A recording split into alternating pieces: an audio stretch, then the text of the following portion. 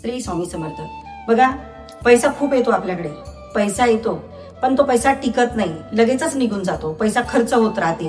मग अशा वेळेला आपल्या घरामध्ये ह्या चुका झालेल्या आहेत का? वास्तूमध्ये आपल्या ह्या चुका आहेत का? 1 2 3 असं सरळ रेषेमध्ये जर तुमच्याकडे दारं असेल, एकावर एक असे 3 दारं असेल, तर तुमच्या घरामध्ये भरपूर पैसा येतो आणि पैसा आल्याच्या लगेच तो खर्च व्हायला लागतो.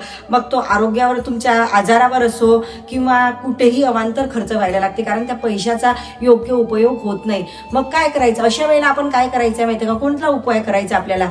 जे आपल्या एकावर एक अशी 3 दारं सरळ रेषेमध्ये जेव्हा 3 दारं असते तेव्हा पैसा कधीच आपल्या घरामध्ये टिकत नाही. मग अशा वेळेला आपण काय उपाय करायला पाहिजे? तर तुम्हाला एक चांदीची छोटासा चौकोनी तुकडा करायचा, आणायचा आहे सोनाराकडून, आणि आणल्याच्या नंतर तो फेविक्विकनं आपला जो मेन डोअर आहे, पहिला असो, दुसरा असो की तिसरा असो, त्या कुठल्याही दारावर तुम्हाला तो तुकडा जो आहे चांदीचा चौकोनी आणलेला तो तिथे चिपकून द्यायचा आपल्याला, जेणेकरून आपले 3 दाराच्या ऐवजी आपले 4 दारं होतात आणि तेव्हा पैसा आपला कुठेतरी खर्च व्हायला थांबते. हा उपाय करायला विसरायचं नाही. सगळ्यांनीच व्हिडिओ आवडल्यास लाईक करा, शेअर करा आणि कमेंट बॉक्समध्ये श्री स्वामी समर्थ लिहायला विसरू नका. श्री स्वामी समर्थ.